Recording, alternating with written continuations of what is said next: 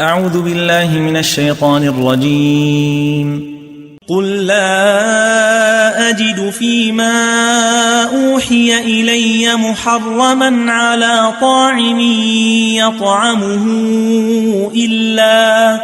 إلا أن يكون ميتة أو دما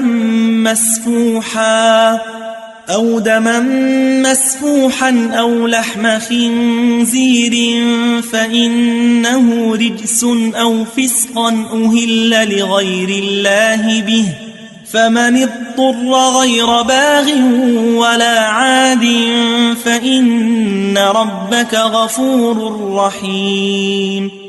وعلى الذين هادوا حرمنا كل ذي ظفر، ومن البقر والغنم حرمنا عليهم شحومهما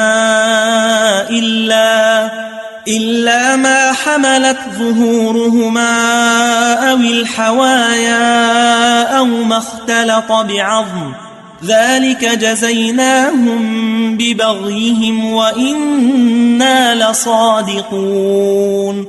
فإن كذبوك فقل ربكم ذو رحمة واسعة ولا يرد بأسه عن القوم المجرمين.